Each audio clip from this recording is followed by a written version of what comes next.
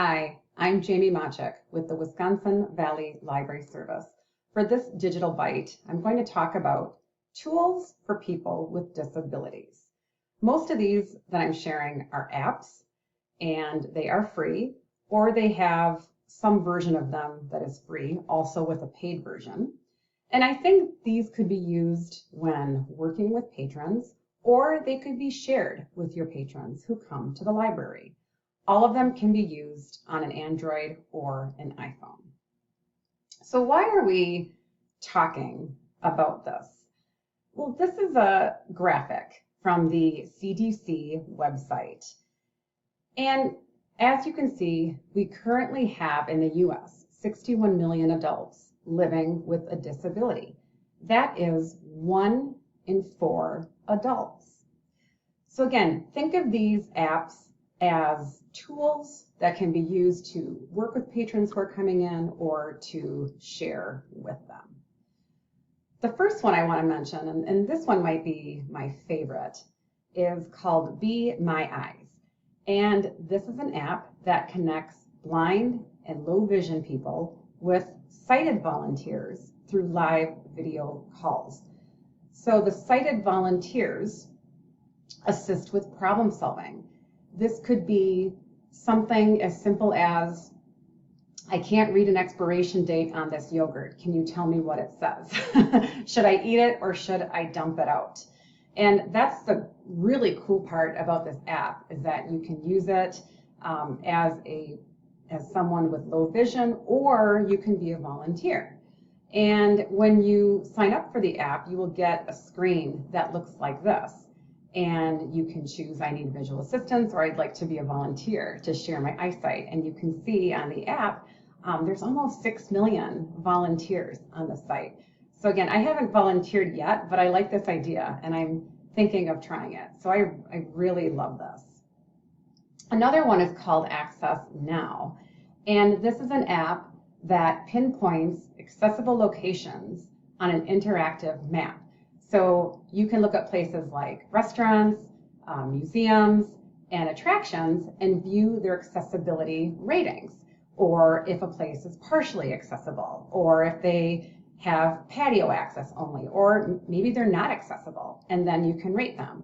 So when I did a quick search, I could look up information about places that were nearby to where I live.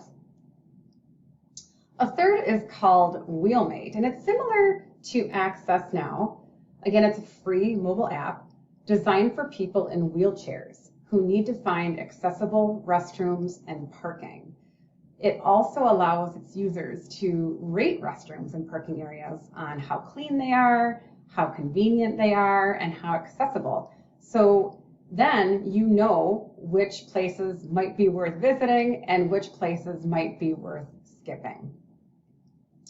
The fourth is an educational app called Visuals to Go. So I'm sure this is used a lot by educators, and it's offered to support people with communication and learning difficulties. I could also see this being helpful for kids on the autism spectrum.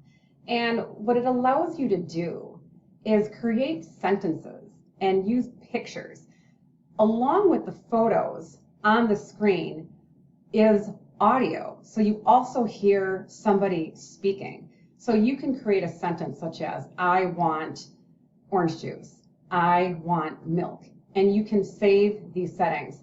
So besides food and drink, they also have numbers, shapes, places, and more. So again, I could see this being popular in a classroom, or also in a public setting for people on the autism spectrum.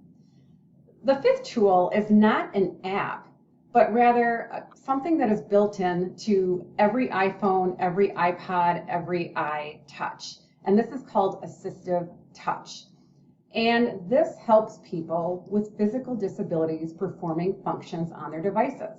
So if someone has problems or has difficulty, like with pinching or swiping or even using Siri, they can use Assistive Touch. So to turn this on, and again, you need an iPhone for this one, or an iPad, you would go to your settings area and then general and accessibility. And from accessibility, you can turn on Assistive Touch just by turning it on. Or you can tell Siri, turn on Assistive Touch. Now, once you have it installed, you're going to get a button on your home screen that lights up, similar to how Siri looks. And once you tap that button, it takes you to something that looks like this notification area. And you can customize this. So you can create your own home button, your own control center. So say there is someone who has trouble moving the buttons to turn their volume. You can add your sound to this notification area so that instead of using your fingers to turn the phone on and off or to turn volume up and down, maybe you're doing a swipe or you're holding a button instead. And again, you can customize your actions, as you can see, to a single tap, a double tap, or a long press. I didn't even know this existed, and after playing around with it, I really liked it. So hopefully you will find some of these tools helpful. I perused many websites and resources, and these were the 5 that I felt would be most helpful to people in libraries or for working with patrons. If you have an idea for a future Digital Byte, please let me know, and I hope you have a great day. So long.